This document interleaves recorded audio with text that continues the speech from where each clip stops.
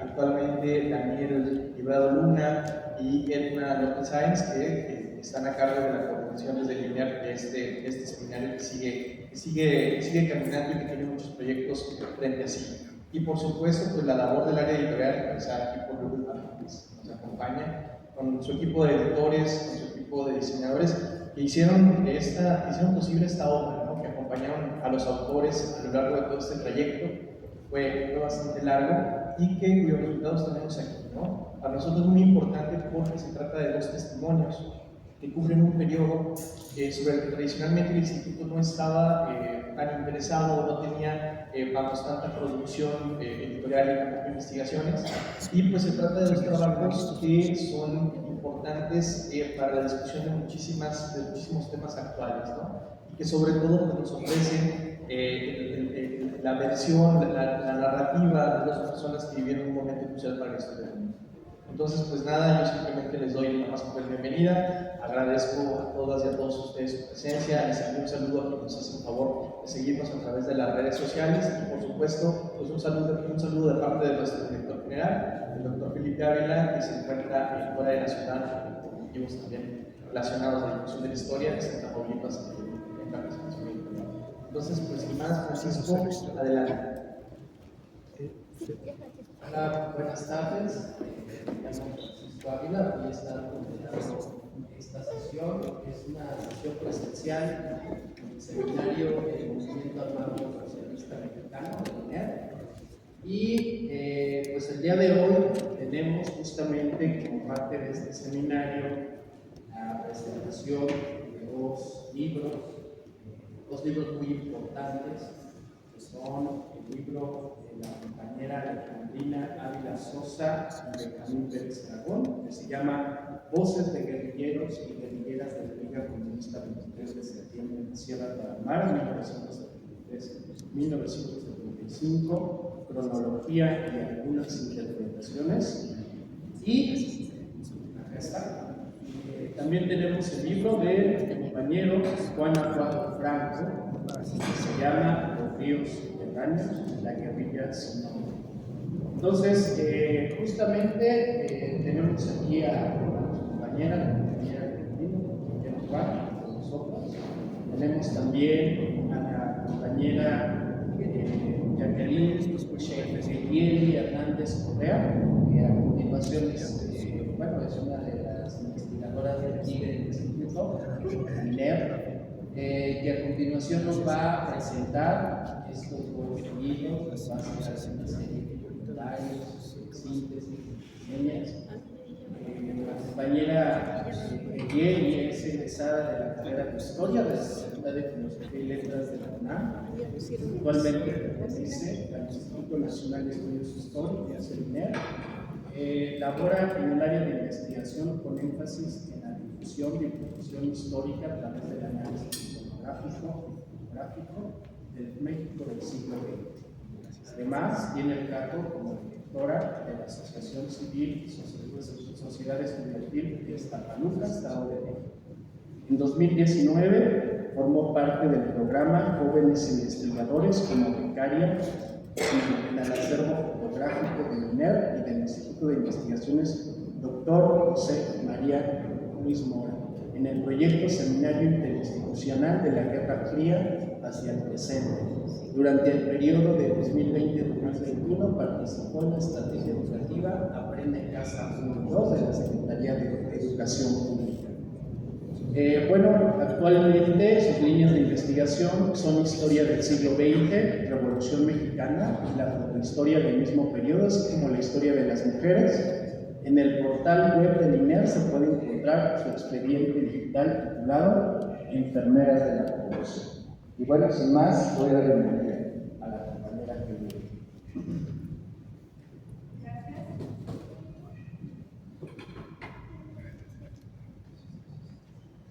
Gracias, buenas tardes a todos.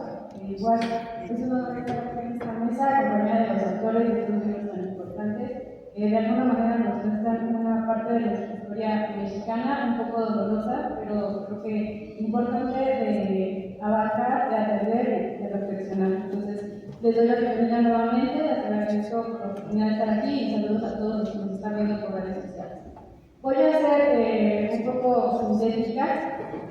No voy a hacer una spoiler para que ustedes puedan leer esos libros, pero voy a tratar de dar como los datos más generales, igual la importancia del libro, de cada uno de los autores, su característica en cuanto al uso de su pluma, que creo que eso también es de rescatar, ya que al final todos tienen un estilo, ¿no? Y también creo que es importante mencionarlo porque en las sesiones que yo estuve ahí escuchándolos a cada uno de los exguerrilleros, pude notar que cada quien tiene, pues de alguna manera, en esta historia oral, la percepción de una realidad.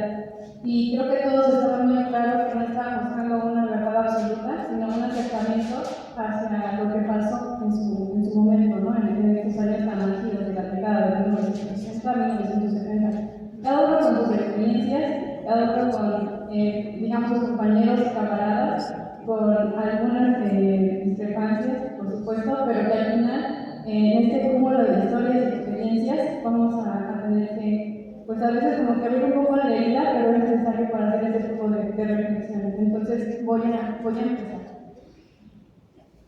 Los libros que hoy se presentan son resultado de un gran trabajo de memoria individual y colectiva, ecovivencial de las y los integrantes de la guerrilla urbano-rural de México entre las décadas de 1960 a 1970. Protagonistas de una lucha por un cambio radical en el país bajo posturas políticas ideológicas socialistas, operando desde la clandestinidad en zonas descentralizadas de difícil acceso, pero con fuerte acercamiento a las poblaciones originarias de las zonas rurales. Sin embargo, tras su posición directa contra el Estado de la época, no escaparon de la represión, hostigamiento y abuso del poder militar.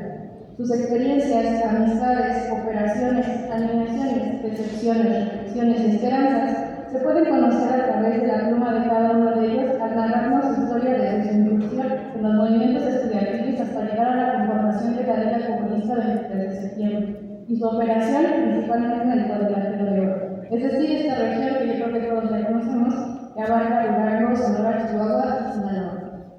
Me gratifica además sentirme honrada por la presencia de los autores de cada libro, presentar los dos textos que se prepararon paulatinamente dentro del Seminario de Historia del Movimiento Armado Socialista, que bien ya fue mencionado por el doctor Benemundo, que se estableció aquí dentro del Instituto Nacional de Estudios Históricos de las Revoluciones de México. No es menor resaltar que sus integrantes, siendo de diferentes regiones del país, buscaron la manera de organizarse para seguir luchando no solo por sus propias historias, sino contra el síndrome del olvido que algunas veces adolece la propia historia. Ellas y ellos nos siguen enseñando en su propia praxis que el paso del tiempo no es excusa para que su voz se deje de escuchar, legándonos ahora sus propias experiencias y reflexiones de manera tangible que hoy queremos aquí. Sus testimonios son ejercicio producto no solo de valentía por cada uno de los protagonistas, ya que en los dos ejemplos nos mencionan en sus introducciones que ese pasado es y fue doloroso. Hasta me atrevo a decir que no recordarlo fue su primer mecanismo de defensa como sobrevivientes, pero sin darse cuenta eran los lentes con los que percibieron al mundo después de su militancia. Sus narrativas se encuentran fuera de una presuntuosa historia verdadera, más bien se presenta como una visión que permite la intersección de más personajes, peticiones y conscientes de una subjetividad que se puede contrastar con la consulta de fuentes cinematográficas, bibliográficas y literarias que permean sus escritos. Su aportación a este episodio incómodo de la historia de nuestro país es significativa y necesaria para conseguir la aplicación de una justicia histórica. Dignificar su recuerdo y memoria es lo mínimo que podemos hacer desde nuestro presente. Por ello considero que la presentación que hoy nos convoca requiere de valoración y multiplicación de espacios para romper con la mitificación o desconocimiento de la etapa bien o mal llamada guerra sucia, paralela a un proceso económico de estabilidad monetaria que permitió el crecimiento de la industria manufacturera y petrolera mexicana. El discurso político de la época no empató con la realidad de muchos mexicanos que carecían de las bonanzas anunciadas en los medios de comunicación. Ese México de mediados del siglo XX se caracterizó por la incapacidad de dialogar con las nuevas generaciones que propugnaban la justicia social, la educación, la política democrática y el mejoramiento para la diversidad de comunidades obreras y campesinas del país. La radicalidad, represión, encarcelamientos y desapariciones por parte del Estado manifestada en Michoacán, Jalisco, Chihuahua, etc., hasta el propio Distrito Federal, propició el descontento del sector estudiantil de las urbes, así como de las normales rurales, declarándose en contra del gobierno en turno a través de núcleos guerrilleros clandestinos, dejando sus comunidades para organizarse en diferentes puntos del país, convencidos que esa era la vía para lograr un verdadero cambio. Su formación ideológica se fundamentó principalmente en las obras de Marx, Lenin, Trotsky o Mao Zedong. En su mayoría, militaron en las organizaciones de mayor presencia regional y o nacional. La influencia externa fue definitivamente la Revolución Cubana, el asesinato de Ernesto Che Guevara, así como la juventud urbana que tomó la vía de Uruguay, por citar algunos ejemplos. Fue así que tras varios enfrentamientos con el cuerpo militar y la constante represión de las movilizaciones estudiantiles del país, se fundó el 15 de marzo de 1973 en la ciudad de Guadalajara la Liga Comunista del 3 de septiembre, bautizada por Ignacio Salas Oregón.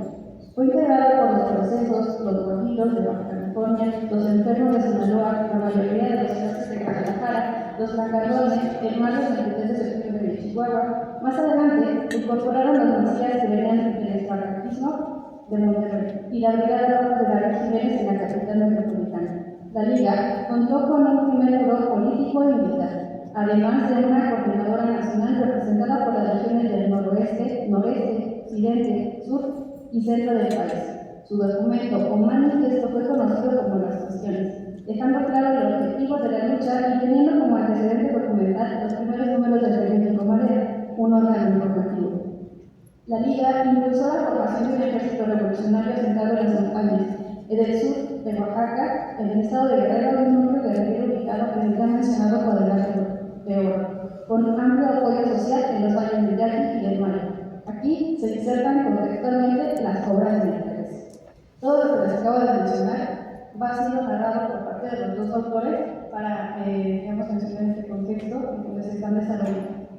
Con el permiso de los integrantes de la mesa, empezaré comentando el libro de Juana Guadalajara, que lo tenemos aquí, Los ríos subterráneos, la guerrilla sin nombre.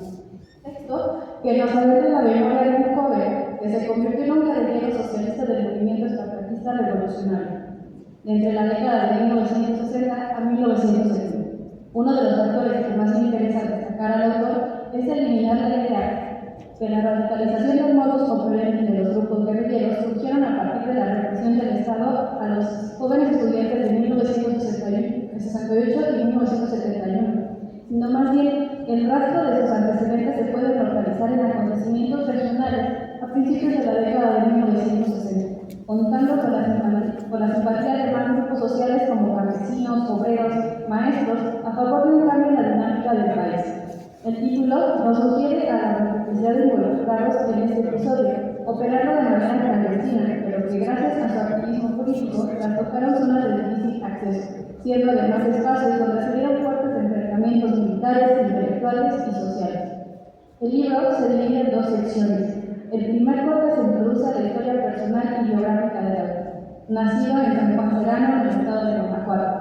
Nos lleva de la mano para conocer su pasado familiar paterno involucrado en la defensa del reparto agrario. Nos cuenta de la migración familiar a Baja California, en tierras que adquirió su padre. Con esta experiencia adquirió conocimiento del trabajo agrícola. También nos relata sobre sus primeros acercamientos a la lucha social en pro de la justicia, así como su incorporación al movimiento espartacista revolucionario, propiamente dicho, a Ciudad Mante, Tamaulipas, no sin antes haber adquirido el manejo de armas y el servicio militar obligatorio.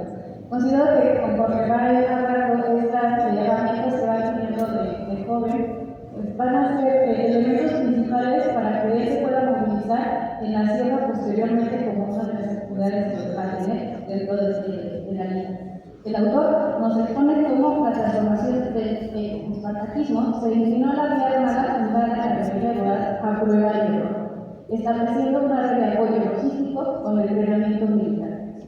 La descripción nos permite conocer el traslado del autor a la ciudad de Los Mochis, Sinaloa, para trabajar con la industria del algodón en 1968, año crucial que provocó la efervescencia guerrillera en todo el territorio nacional. El grupo al que pertenecía, que ya no era Espartaco ni tenía nombre, nunca dejó de entrenarse con armas en las casas de seguridad, ni dejaron de extenderse en Hermosillo, Navojoa y Ciudad Obregón. En este apartado podemos conocer la etapa formativa del autor desde la interpretación de un marxismo antidogmático. La segunda parte se dedica a narrar sus experiencias como guerrillero del movimiento socialista armado en el cuadrilátero teórico y el acercamiento con personajes líderes de la época. Después de la fundación de la Liga, su grupo sin nombre fue el encargado de las tareas de carácter militar a los diferentes cuadros. Nos relata la relación con otros grupos guerrilleros rurales, algunos con mayor peso y otros que van surgiendo al camino. Una peculiaridad es que van mencionando nombres de sus compañeros, pero recordemos que los nombres se van a ir apuntando y se ponen alias. Entonces, cuando leemos los dos libros y lo logran hacer, vamos a ver que hay una correlación de personajes y eso enriquece la lectura. Nos platica de los acuerdos y desacuerdos dentro de la Liga, sus viajes, operaciones, organizaciones, su tarea principal era como instructor militar y su papel de enlace entre, como él lo menciona, los arriba y los abajo. Y enfrentamientos, además de tocar el asalto al cielo en enero de 1974. La crónica que nos ofrece Juan Aguado nos acerca a las vivencias personales difíciles de imaginar dentro de una lucha social, quedando solo la memoria de las y los guerrilleros que estuvieron involucrados, además de la inevitable crisis interna de las diferentes posturas de los integrantes de la Liga. En este último punto, el autor menciona que desde la conformación de la Liga ya existían discrepancias en la organización y o en la toma de decisiones. La Liga se desliga de las conductas y pensamientos burgueses, de manera que la práctica lo conceptualizaban como un desfile, sinónimo de expulsión. Mientras los jóvenes guerrilleros pasaban un proceso de reivindicación a mediados de la década de 1970, la DGS y los órganos de inteligencia del Estado se iban especializando en el exterminio de la guerrilla, lo que provocó que la lucha fuera por sobrevivencia y no por agenda de actividades políticas. Algo que destacan también los dos autores es que en un principio se estaba buscando crear una base social. Sin embargo, con el paso del tiempo y conforme se fue radicalizando la represión, pues también esta base social va a ser imposible de sostener y van a empezar a dejar, digamos, estos espacios estudiantiles, universitarios, y se va a empezar como a debilitar esta organización. Fueron cayendo los miembros de las comunidades locales y los que mayor suerte lograron separarse e incorporarse a una vida cotidiana en su nuevo contexto social y político que les encanta luchar para construir una mejor sociedad en todos sus rubros. Estos sucesos relatados por el testimonio directo son los que cargan el verdadero peso del libro. Lejos de ser una anécdota como exguerrilleros, se convierte en una reflexión interna en la que se replantea su participación y nos ofrece un balance crítico desde una percepción como sobreviviente. Una de las cosas también que destaco del libro de Juan Aguado es que va narrando con tanta cautela que incluso cuando va viajando digamos, hacia la sierra, nos va narrando que lo acompaña, hay presencia de mujeres, por supuesto, y le da voz a sus compañeras. De alguna manera también nos está arrojando datos de que fue un movimiento no solamente masculino, sino femenino. Las principales mujeres que va a conocer van a ser las que se encargan de las casas de seguridad. Se van conociendo también los derechos, que es un medio de comunicación para enterarse antes de que llegara a una casa. Se entera de qué es lo que estaba pasando. Y en sus trayectos nos puede incluso narrar el conocimiento que tiene perfecto el autor del ambiente del espacio rural. Esto que conoció desde el principio del joven lo va a aprovechar, después del niño, ahora el joven lo va a aprovechar para poder ir en estos caminos que poco a poco lo van a ir llevando a estas casas o a las juntas que van a tener principalmente la vida. Entonces, el autor es muy preciso, incluso podemos imaginarse, recuerdo un momento en que le cae una tormenta eléctrica cuando va con su compañera Raquel, que no sabe de qué manera se queda dormido, se muy regalada. O también cuando cruzan un río, y no en parte también el libro tiene un título muy peculiar.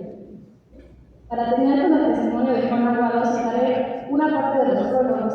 Considero nos resume la visión del movimiento social y guerrillero al que pertenece, además de mostrar su experiencia con la naturaleza, que muchas veces lo arrojó en las largas zonas trayectorias en la sierra.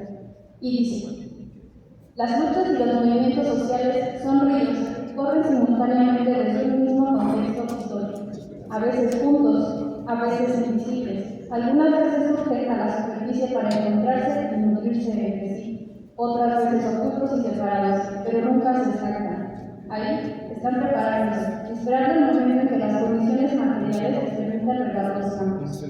Su derrota en realidad es aparente, pero siempre continuarán luchando desde diferentes trincheras por la justicia y una sociedad mejor. Entonces el título de esta manera de acercamiento a la naturaleza me indica cómo se están preparando los días que vienen en diferentes lugares, porque se enfocan en muchos lugares. Sí, había muchos grupos armados que todos tenían un objetivo de mejorar las condiciones sociales del país, pero que al fin y al cabo, con el paso del tiempo, estas aguas no dejan de existir y se preparan para una siguiente lucha. Creo que su siguiente lucha es justo donde estamos en este momento, que su voz no se deje de escuchar y que la memoria no caiga en un olvido.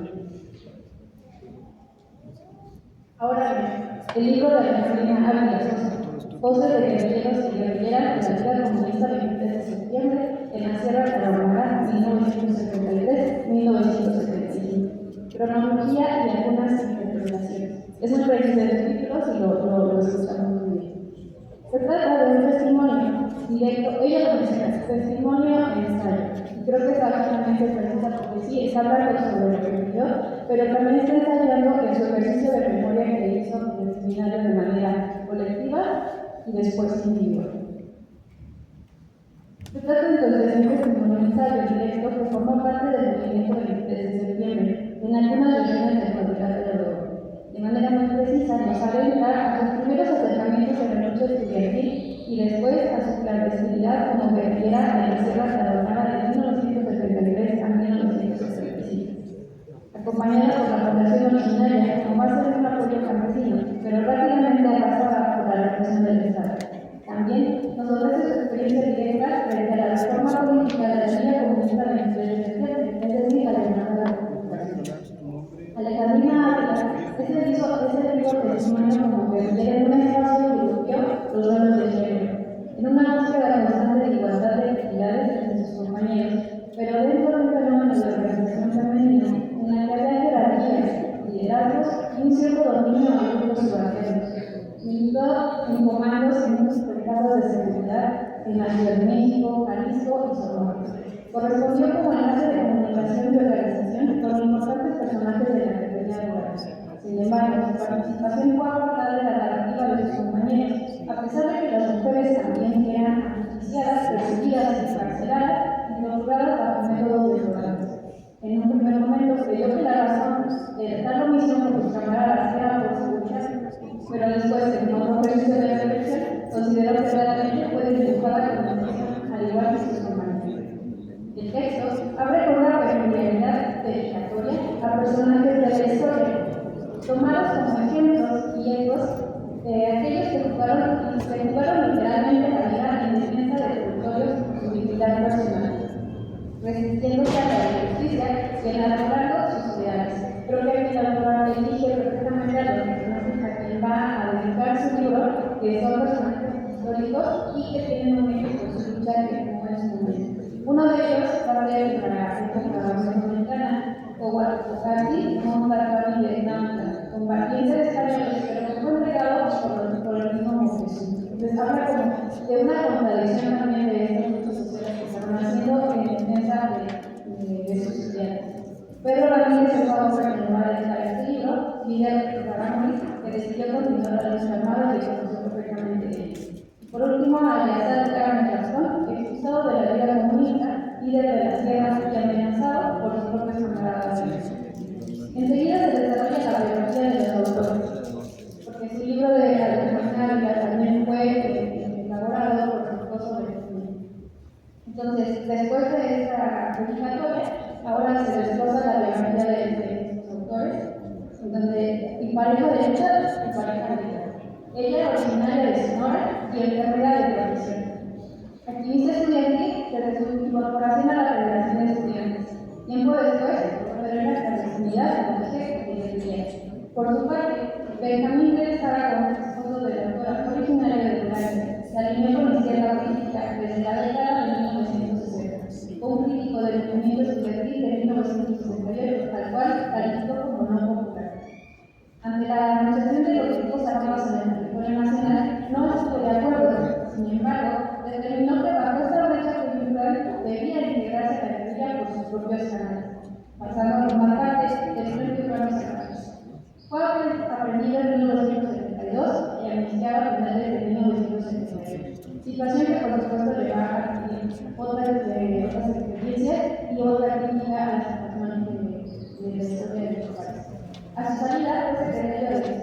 y obtuvo la dirección política de la Organización Nacional de Guerrilleros de la Organización Marxista por la Emancipación del Proletariado. Aceptó posteriormente trasladarse a Aguascalientes, en donde conoció a la doctora Alejandrina, y ahí se estableció para la creación del Partido Revolucionario Convergente de Ideas del Estado. El prólogo del doctor Francisco Ávila, que tenemos aquí en la mesa, nos cuenta el acercamiento que tuvo con los autores, las largas jornadas de prácticas y el acompañamiento para reconocerse dentro de los grupos de su historia. Sumado a la experiencia como fundador de talleres de testimonios del movimiento armado socialista, en compañía de la doctora Elena Cedillo y apoyado por el director original del IPEAR. El libro se divide igual en 6 capítulos, en los que van a hablar en primera instancia la historia del movimiento de la Secretaría Social, sus objetivos, sus bases sociales, sus relaciones con las células de operación en la ciudad de la Ahumada. Nos presenta a los líderes que encabezaron los acuerdos, así como los integrantes de los comandos Óscar González y San Rafael Rodríguez. El testimonio ensayo de la doctora es acompañado de otros personajes como Melissa Arán, Antonio León, Ramón Ramos, el comandante Pairín, Silvia y sobrevivientes de esa primera etapa. La descripción cronológica es un método que genera reflexiones al lector apoyado en una consulta bibliográfica y literaria académica. No sin dejar de lado el trabajo gráfico que se plasman en las imágenes, es decir, las fotografías, mostrando los rostros de aquellos luchadores sociales o guerrilleros. Esto es un gran anhelo y preocupación por parte de la autora, pues no solo le interesa darle voz a los testimonios, sino un espacio de sus reflexiones individuales, es decir, sus rostros.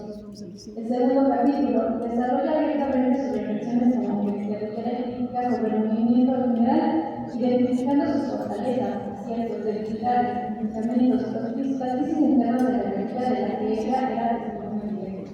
Le otorga voz a personas que se vieron involucradas en las operaciones guerrilleras, en las posturas políticas e ideológicas del propio movimiento del 3 de septiembre. Y por último, pero no menos importante, nos brinda un apartado de cartas dedicadas a camaradas que marcaron su militancia, tras tocarle su dolor frente a un contexto en el que se buscaba justicia y desde que todas y todos podían coincidir. Su testimonio, coincidiendo con el de la Francisco Ávila, es un homenaje a la funda insurgencia dentro de la guerrilla necesario para lograr espacio a las mujeres que por mucho tiempo fueron omitidas. El ejercicio de la recuperación de memoria por parte de Alejandrina Ávila se puede ver tratado por capas. Una que tiene que ver de la exposición como la mujer guerrillera frente a una sociedad patriarcal y un estado opresor. Otra es su posición dentro del movimiento 23 de septiembre, en el que reconoce el liderazgo de Manuel Gámez en contraposición de la posición de Oseas. Circunstancia que le con recuerdos complejos ante la protección de sus propios compañeros para justiciarlo. Esto nos muestra una crisis dentro de la organización y la diversidad de posturas como lo podemos encontrar también en el texto de Juan Navarro, pues no solo se radicalizó la respuesta del Estado para la desaparición de la guerrilla, sino la propia guerrilla sufría de una radicalidad de la que todos no estaban de acuerdo. Y la última capa de análisis del testimonio es la omisión de su participación ante la narrativa de sus propios ex compañeros de lucha. Alejandrina Ávila y Benjamín Pérez logran encapsular sus autocríticas, reflexiones y experiencias desde sus propias trincheras de espacios geográficos, visibilizando no solo su trayectoria, sino los conflictos internos, tanto en la operación como ideológicos de la vida comunista del 23 de septiembre. El título de esta obra nos anuncia que encontraremos las vivencias de los autores, así como las de sus camaradas que se encontraron en el mismo camino, con las mismas convicciones y o contradicciones político-ideológicas.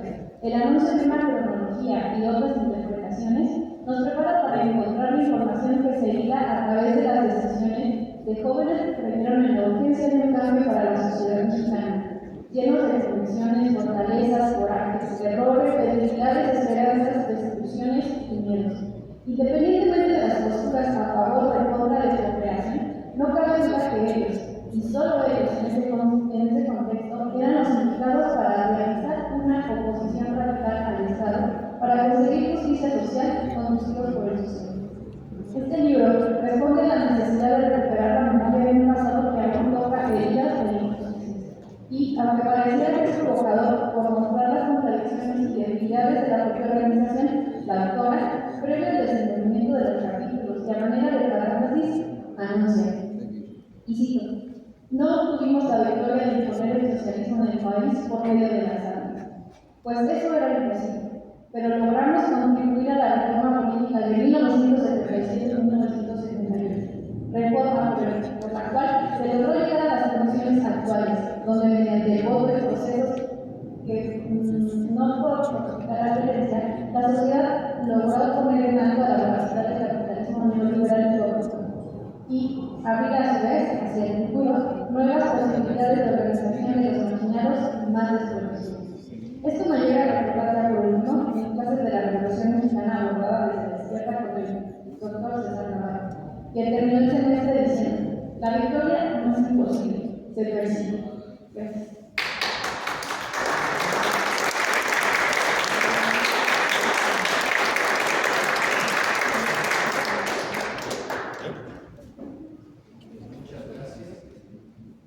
Muchas gracias. Bueno, pues ahora voy a proceder a dar una presentación. Yo me repito, mi nombre es Francisco Ávila, soy historiador y sociólogo por parte de la UNAM. En buena medida, el espacio que estamos aquí inicia por ahí en 2019, si mal no recuerdo, antes de la pandemia, algunos meses antes de la pandemia. Ese fue un espacio que en buena medida viene de este esfuerzo que abrió Pedro Salmerón y Felipe Ávila.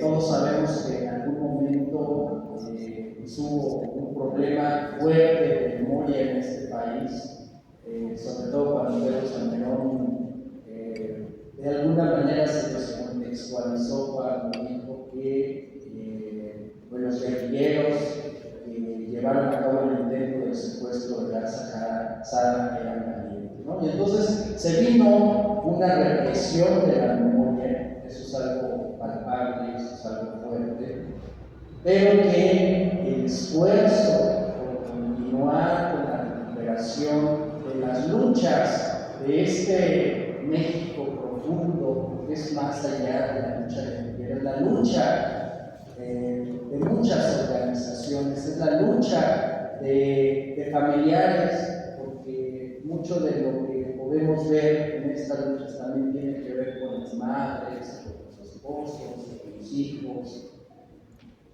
Y esa memoria era algo que saltaba al anuncio, que saltaba fuertemente cuando estábamos en el inicio de este seminario. Llegaban compañeros y compañeras que pertenecieron al movimiento armado socialista. E inicialmente Pedro Salmerón y Ariel Cedillo, que fundaron el seminario del movimiento armado socialista, pensaban en un espacio académico de discusión del tema del movimiento armado.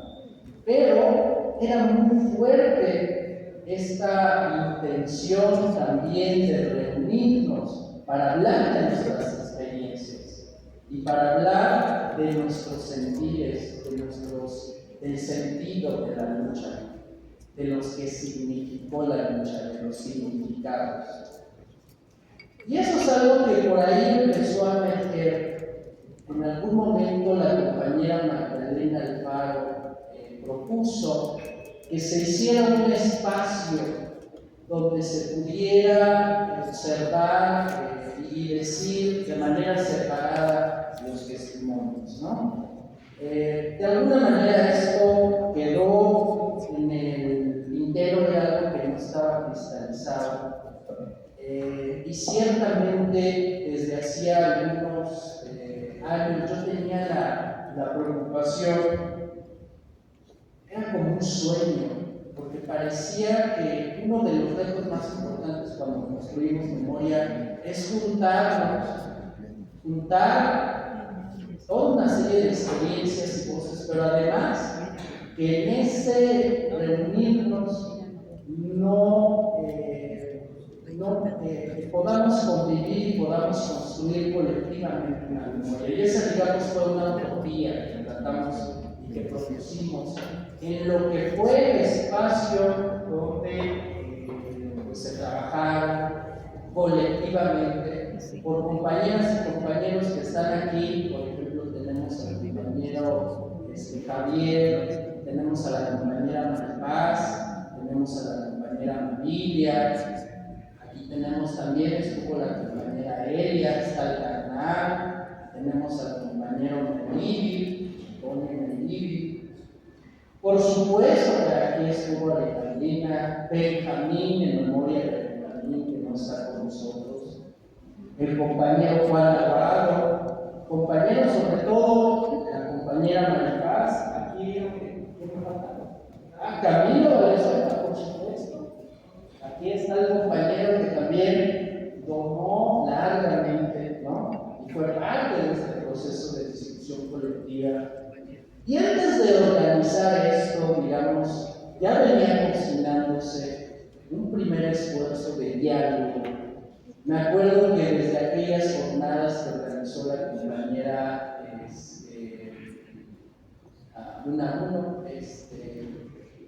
¿cómo se llama? Se me fue el nombre. No sé, perdón. Aurelia, sí, la compañera Aurelia. Desde aquellas fechas, si se acuerdan, invité a María Paz, a Juan Aguado en mi casa, invité a Alejandrina, a Benjamín, invité a la compañera Elena, nos juntamos en mi casa y platicamos largamente. Yo creo que fácil 7 horas, yo más o menos conté 7, 8 horas. Y quiero decir que el ambiente de esta charla es un ambiente muy amoroso.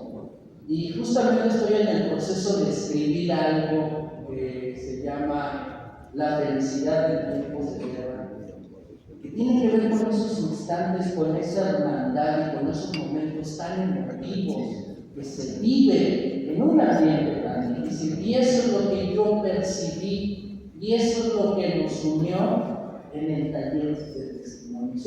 Ese sentimiento y ese sentido que quizás yo pude transmitirles hace un tiempo, publicaba en el Facebook que soy una persona altamente sensible, porque precisamente siento muy fuerte, mucho más fuerte muchas cosas, ¿no? Y quizás eso me hacía permitir ver y sentir, sobre todo porque el sentir es el sentido para empezar a trabajar la memoria. La memoria no es solo pensar, no es discutir, no es solo teoría, es esto que de alguna manera hablan los compañeras de los estudios decoloniales, que tiene que ver con el pensar, ¿sí? Y que tiene que ver con el problema de cómo descolonializamos nuestra memoria, pero eso no se puede hacer si no es en un proceso de darnos cuenta, de entendernos, pero sobre todo una clave muy importante, y esto lo aprendí de Estela Quintana,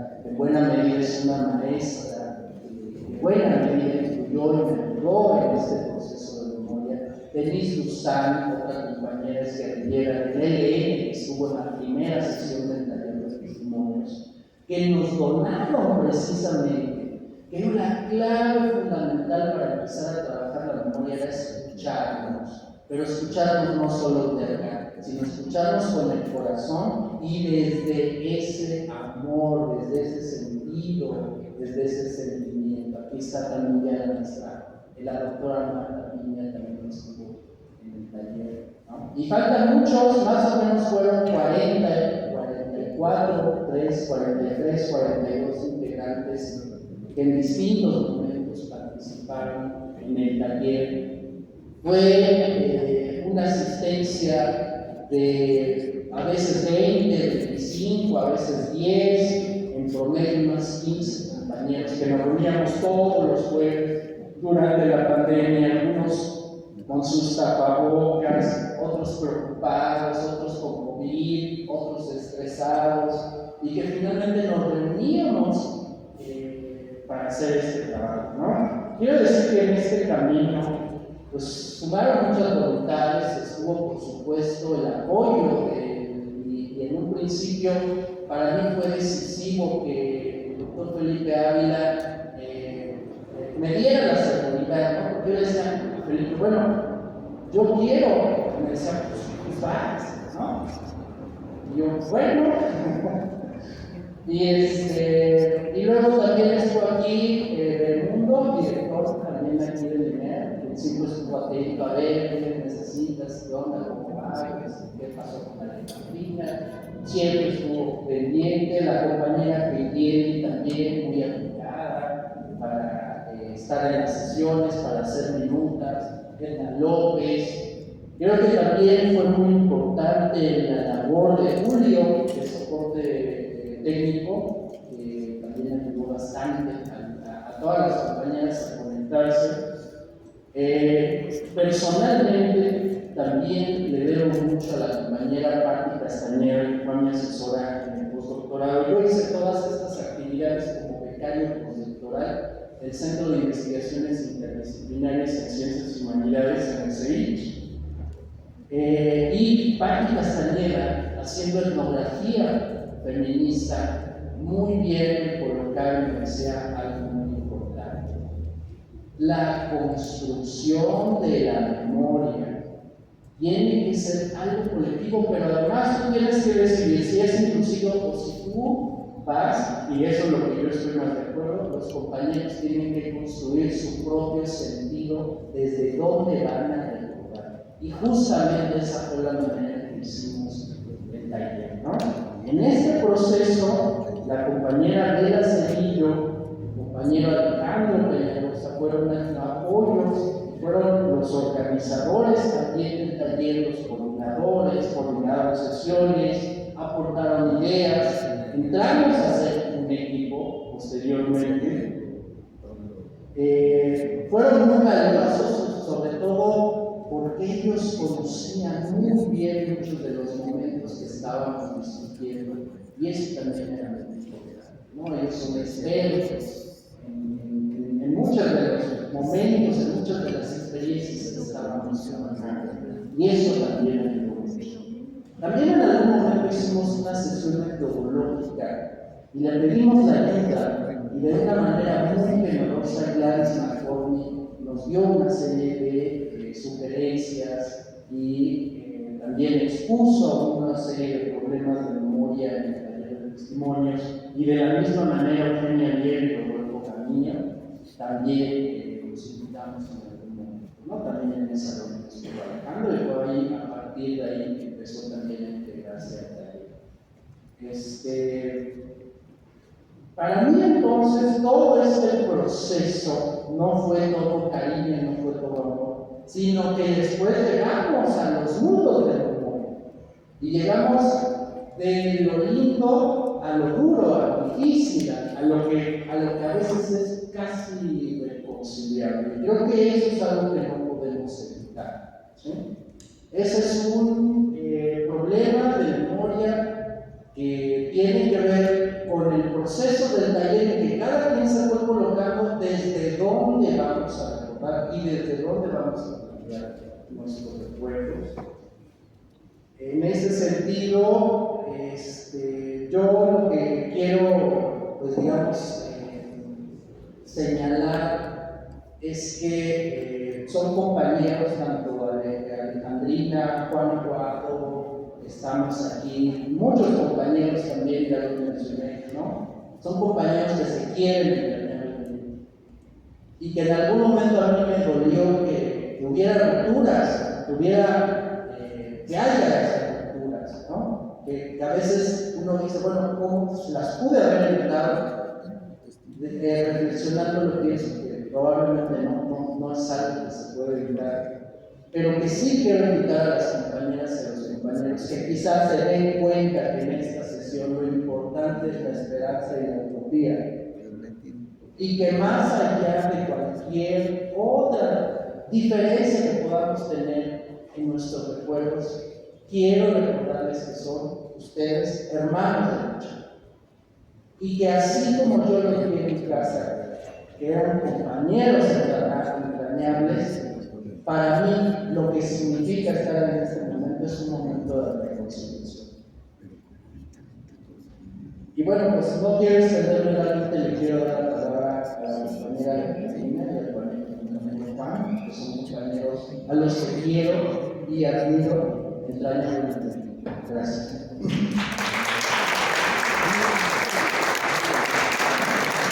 doy la palabra a la compañera Catalina.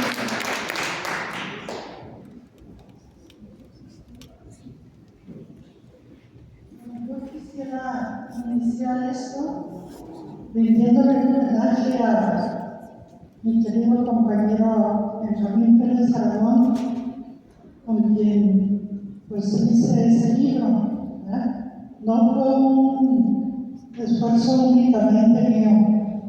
Duramos más de un año metidos en eso, ¿no?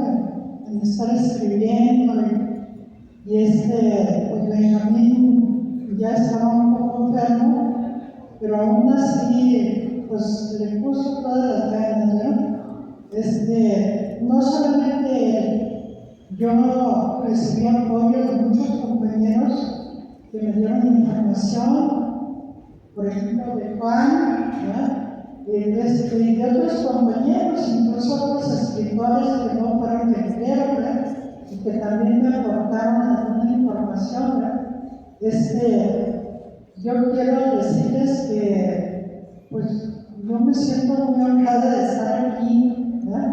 Y de que ustedes pues hayan tomado la molestia de venir, ¿verdad? Porque pues este esfuerzo que nosotros hicimos pues lo hicimos con todo el alma, pensando que esto llegue a la gente, lo analice y ojalá sirva pues, de algo, ¿verdad?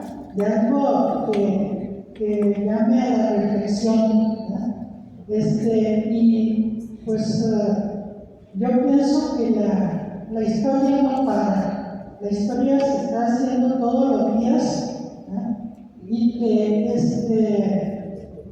pues yo ahí lo único que hago es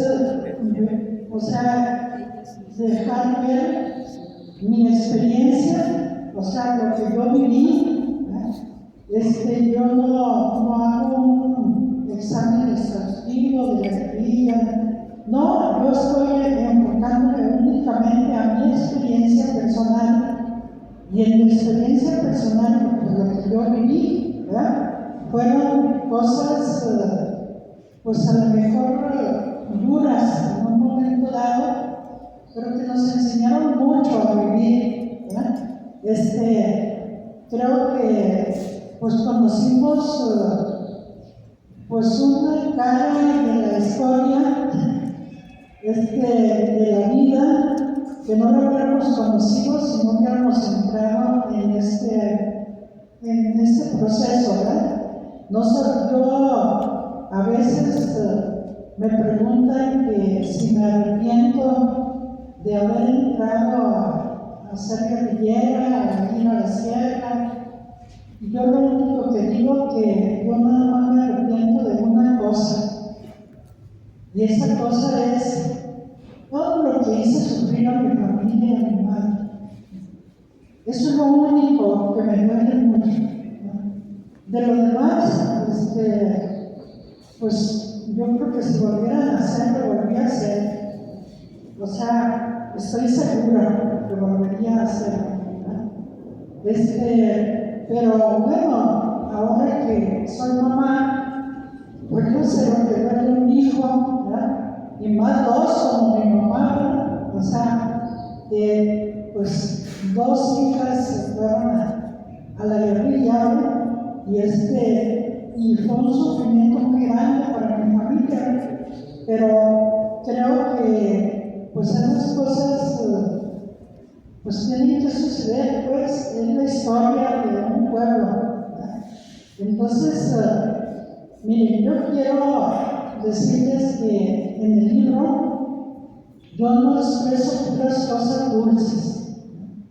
Yo expreso también algo que pues a mí no me parece, ¿verdad? Yo cuando estuve en la guerrilla pues fui víctima, porque yo me considero víctima, de que hubo un intento de ajusticiarnos a mi entonces compañero de grupo y todo, José Antonio Hernández, que también participa en el libro, y que pues sí hubo un intento de ajusticiarnos, ¿verdad? porque nosotros, pues se nos acusó de cosas que a lo mejor tenían razón, tenían una razón, un fundamento.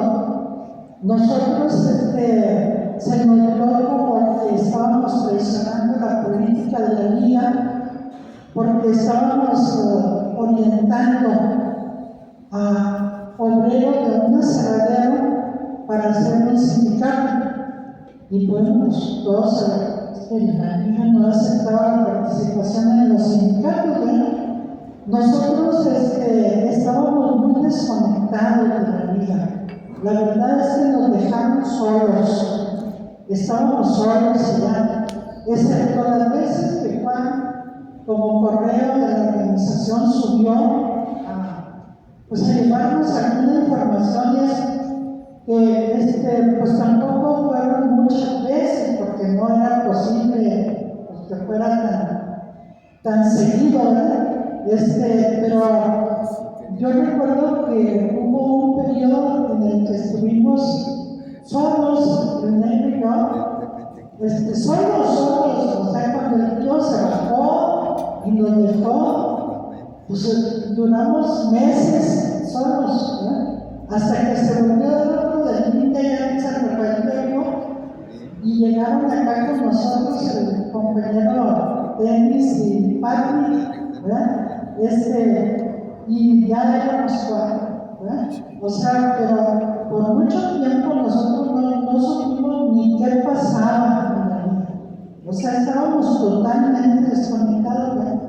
Después de eso, pues a lo mejor les parece que estoy conectando cosas diferentes, ¿verdad? Pero cuando yo conozco a Francisco, que Francisco nos planteó a mi familia a mí, o sea, eso de hacer, pues, escribir nuestros testimonios, yo recuerdo que a mí, pues, me dolía mucho recordar esos momentos, ¿verdad? En que fui amenazada de muerte, porque sí fui amenazada de muerte. Yo creo que me salvó la vida a mí y a José Antonio Hernández, un compañero que le decíamos Faisal, que era Carlos Ceballos, que él fue el que intervino por nosotros y nos salvó de esa situación, ¿no?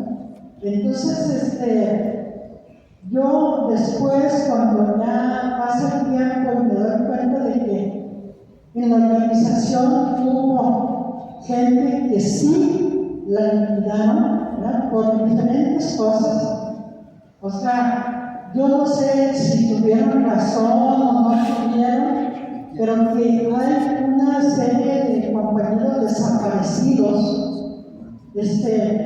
y uno de ellos era Julio, que era mi compañero, porque yo era de la organización del 23 de septiembre, donde Julio era el dirigente. Entonces, pues yo veo que sí, pues se llevó a cabo una acción donde se le quitó la vida, y yo no sé hasta qué punto de verdad fue analizado su problema, o sea, no hubo de verdad un análisis de lo que estaban haciendo para quitarle la vida. O sea, miren, yo respeto a todos de alguna manera estuvimos aquí y dispuestos a dar la vida por lo que creíamos. Y los respeto a todos, a Juan, a María de la Paz, si no podemos coincidir en todo, ¿verdad? O sea, yo tengo una visión y creo que fue una injusticia haber liquidado a gente, y no estoy hablando de cosas que yo supongo. Hubo un compañero que delante de mí lo dijo, que él había liquidado a unas personas, y así, o sea, yo digo, bueno, pues cuando la policía nos agarraba a los guerrilleros y nos mataban, pues todos decíamos, fue el Estado, fue una cosa extrajudicial, cuando nos desaparecía, pues una desaparición forzada, pero cuando los asesinatos sucedían dentro de nosotros mismos, eso no tiene nombre, y para mí nomás tiene un nombre, se llama asesinato. Entonces yo eso lo digo en el libro y lo repito aquí, ¿verdad? O sea, no estoy arrepentida de lo que escribí, solamente creo que pues debemos analizar esto más, ¿no? Yo no descarto que yo pueda estar equivocada en algo, ¿verdad? Tampoco, o sea, no tengo la verdad absoluta, ¿no? Pero creo que los compañeros merecían un juicio justo, ¿verdad? Y como a mí no me hicieron un juicio justo, ¿verdad? Yo supongo que a nadie se lo hicieron, ¿verdad? O sea, yo incluso llegué a escuchar a un compañero que dijo un día que había matado a un obrero de la construcción porque había ido a darle el periódico a madera y no lo había querido y que lo mató. Y yo le dije, bueno, ¿por qué lo mataste? No estaba en su derecho de no agarrarle el periódico. No, es que era un pequeño burgués, porque pues todo el que no aceptara algo de la liga pues era un pequeño burgués, ¿verdad?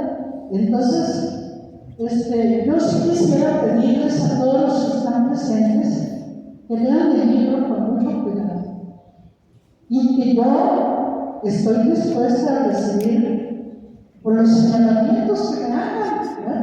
Porque yo estoy ahí entiendo mi verdad y mi verdad es que creo que fue una injusticia eso que se hizo con compañeros como el Chicano, como Julio, como otros compañeros, ¿verdad? Que no quiero decir tantos nombres, ¿verdad? Entonces, creo que nosotros anduvimos luchando por una cosa justa. Creo que todos, de alguna manera, expusimos la vida, expusimos hasta la vida de nuestras familias. No nada más la vida de nosotros, los que tenían hijos, expusieron la vida de sus hijos y todo. Pero yo no avalo eso, pues, que han asesinado gente y que los familiares no sepan ni dónde quedaron sus hijos, o su hermano, o su marido. O sea, creo que ese es un punto que es una asignatura pendiente que tenemos, ¿no? Los que vivimos esa experiencia. Eso creo yo. O sea, entonces, yo no quiero, el punto es muy escabroso, pero no quiero dejarlo pasar y no quiero dejar, pues, la duda. Yo les aseguro que lo que yo digo es mi verdad, Entonces, yo les pido por favor que si alguien tiene pues alguna crítica, alguna observación, pues que me la haga saber, porque yo para mí esto no está terminado. Yo creo que esto merece un examen más a fondo. Y que yo no digo mentiras, compañeros. Una cosa, se me puede acusar de muchas cosas, pero yo no digo mentiras. Y de que me quiso matar el Matus, me quiso matar. Y no soy culpable nada más. Aquí está José Antonio Rodríguez, pues que la amenaza de muerte fue para los dos. Y que bueno, yo siempre digo que Carlos Ceballos, que Dios lo bendiga donde esté y le dé la gloria, porque yo sé que no nomás nos salvó a nosotros dos, salvó a varias personas de ser ejecutadas. Entonces, miren, yo les doy las gracias por su paciencia de escucharme, pero no me podía quedar con eso, ¿verdad? Porque para mí todavía no termino de analizar, ¿verdad? A lo mejor pues hasta vuelvo a escribir algo más sobre eso, ¿verdad? O sea, no estoy pidiendo que se justicie a nadie porque por la mayoría de la gente está muerta, ¿no? O sea, pues ¿qué podemos hacer, verdad? Pero cuando vemos una cosa, reconocer. Cuando menos creo que eso merecen nuestros compañeros muertos. Si fue una equivocación, si fue lo que decimos, pero hay que reconocerlo. Entonces, yo les agradezco su paciencia de escucharme y de darme, pues, estos minutos de su tiempo, porque yo quiero que sepan que para mí esto es muy importante. No creo que deba dejarse en el tintero, nada más porque pues no quiero soportar que alguien diga que no está de acuerdo conmigo. Tienen todo el derecho de no estar de acuerdo conmigo. Cuando uno hace algo público, pues se expone a que mucha gente no esté de acuerdo con uno, otra vez a que fue, no sé. Pero yo creo que pues no se ha acabado este punto. Para mí no se ha acabado. Y no pienso pues dejarlo al olvido. Y les agradezco mucho, muchas gracias por su atención y porque me escucharon con paciencia y les doy las gracias.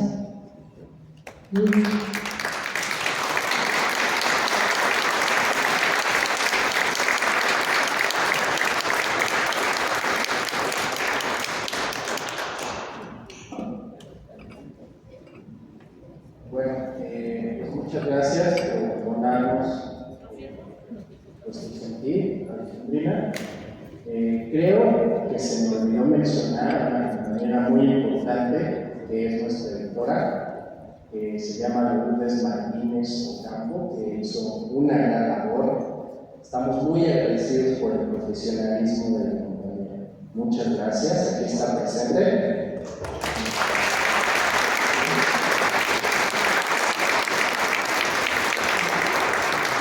Y también quiero dar un agradecimiento a mi esposa Celia Hernández, que está aquí, que también fue un gran apoyo.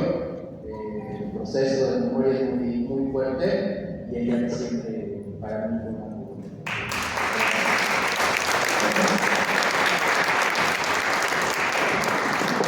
Y bueno, pues estos testimonios hablan de muchas cosas, como pueden ver. Pero también hay muchas cosas que tienen que ver con esa hermandad, que tienen que ver con la potencia y con la justeza de estas luchas. Hay un contexto de la guerra específico en donde sucede todo esto. Es un periodo muy particular que además tiene que ver mucho con la insurgencia. El Estado empieza a atacar durísimo, toda la fuerza del Estado se vino, y esto también tiene pues digamos, una repercusión en los movimientos sociales, ¿no? Agradezco mucho a la compañera porque su testimonio realmente es muy rico, nos habla de algo que viene, ¿no? Incluso desde el movimiento estudiantil, nos da muchas claves históricas para comprender la lucha, la digna lucha armada. Y bueno, pues mi compañero Juan Aguado, cuando yo conocí al compañero Juan, había oído hablar del grupo de los Macías y yo siempre, cuando él me dijo, yo cometía el error de hablar de la guerrilla sin nombre, porque efectivamente es una guerrilla sin nombre, pero que se le da pues un apodo en la fundación de la Liga Comunista al grupo de la guerrilla sin nombre, que además es un grupo donde está Elías Orozco, compañeros, está Corral, toda una serie de compañeros de Ciudad Juárez, de distintas latitudes del norte del país, Tamaulipas, que viene de una lucha espartaquista. Creo que esa es también otra de las tantas virtudes del libro de Juan. Poco se conocía del espartaquismo en el norte, nos da coordenadas muy fuertes, muy importantes al respecto. Creo que es fundamental cierro, ¿no? Los Macías es, digamos, un calificativo que usualmente se les da a esta guerrilla, su nombre, pero en realidad fue un apodo por el ratón Macías, ¿no? Pero ya nos lo contará aquí Juan Aguado. Pues bueno, pues nada, le doy la palabra a Camilo Sánchez. Bienvenido. Gracias, Carlos. Gracias. Efectivamente, ha sido un apodo de uno que trae ahí en la fundación de la Liga. Nosotros no entramos a la Liga en la primera reunión del 15 de marzo, a los días que fueron 12, 13 días de marzo del 73, sino 15 días después, los primeros días del mes de abril del 73. Entonces, ahí es cuando vamos.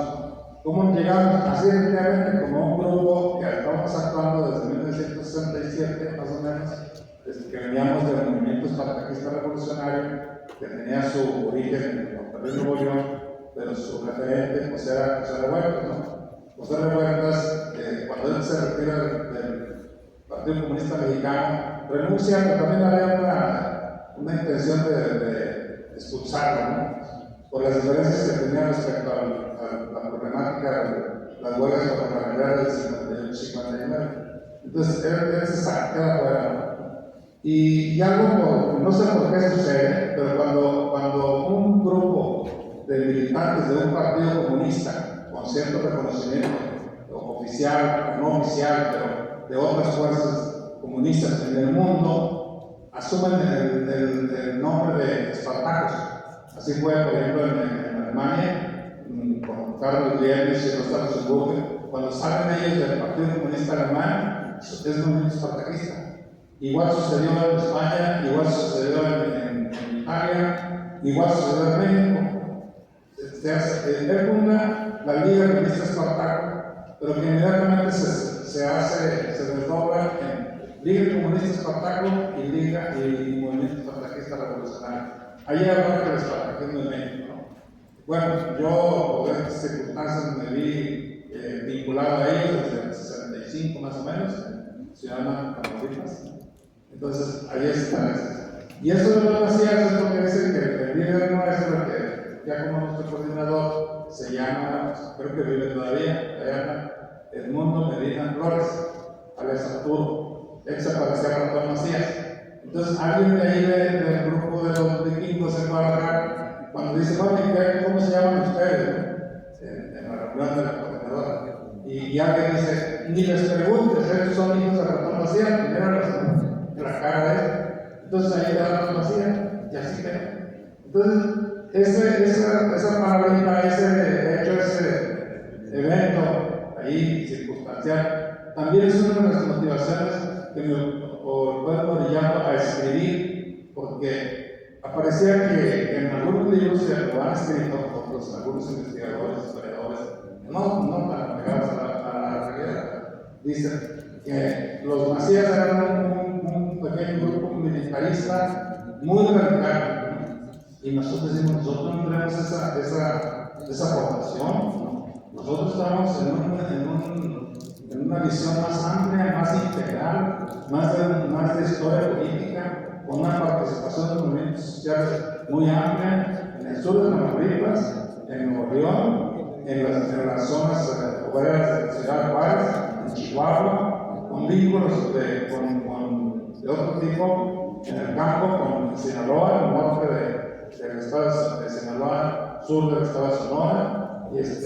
y así estábamos más regados, porque a fin de cuentas teníamos el mismo origen de lo que después fue el grupo Proceso. O sea, venían los primeros movimientos, más antiguos, más anteriores, venían del Partido Comunista Mexicano. Entonces llegó un momento que podemos ir sobre las mismas, caminando sobre las mismas huellas, ¿no? de este proceso, ¿no? Y entonces yo dije, hay que replicar ese nombre, no lo puedes borrar el epíteto de Macías, pero sí decir quiénes son, ¿no? Y para ilustrar más esto, les quiero decir que el grupo Lacandón, de lo que dice la Organización Nacional Lacandón, eran Macías, eran espartacos. El grupo que secuestró un avión ahí, por una cuestión ahí de una compañía en Monterrey, que secuestró un avión en Monterrey, Nuevo León, en el 72. ¿No? Eso era el nivel de los comunistas armados. Eso eran espartacos. Germán Segovia era de los dirigentes. ¿No? ¿Cómo pasó? ¿Cómo les puedo demostrar, digamos, eso? Es muy difícil porque se iban intercalando. Pero, por ejemplo, en esa reunión que hablo, de los primeros días de abril, el 7-3, cuando ingresamos a la liga, los que iban representando a estos que bautizaron como Macías, o sea, Salvador Corral, de Durango, y radicado también en Ciudad Juárez, y Miguel Domínguez, al que después se le ha puesto como uno de los dirigentes del grupo Lacandón, ¿no?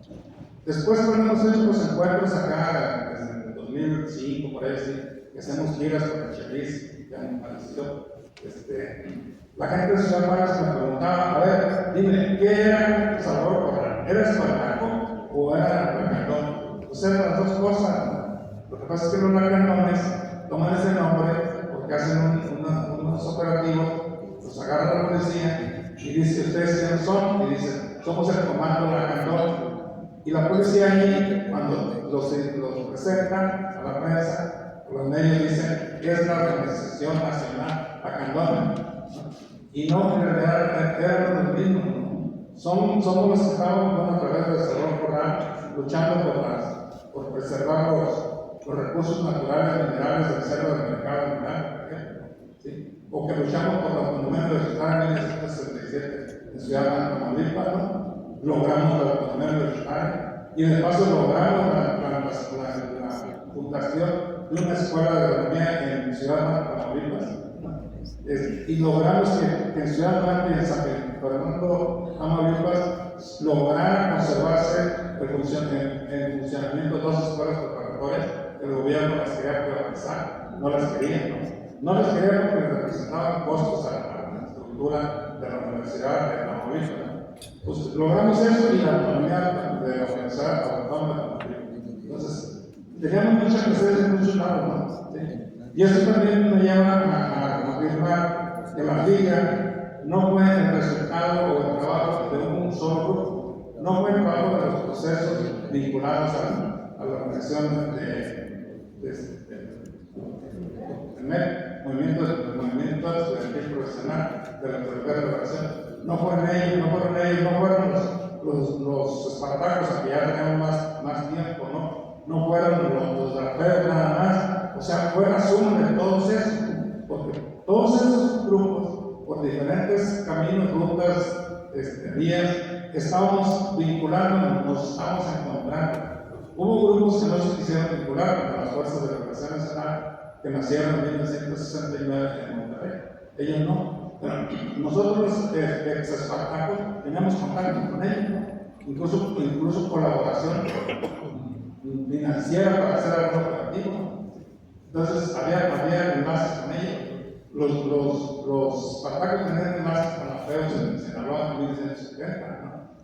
Yo vivía en el norte de Sinaloa 70, 71, 72, 73. Yo empecé a hacer un trabajo junto con compañeros que eran de la FEUS en la zona norte del estado, municipio de Ahome, o sea, cabecera municipal Mochi, del Fuerte, Choice, hacia la sierra, pensando que algún día un trabajo político allí de enlace de vincular con gente democrática, maestra principalmente, nos iba a servir, porque la idea era, desde entonces, antes de que se formara la liga, nosotros ya teníamos planteado que había que hacer una guerrilla rural, porque estos ex-espartacos ya habían tenido 3 experiencias en 3 diferentes lugares del país de grupos guerrilla rural.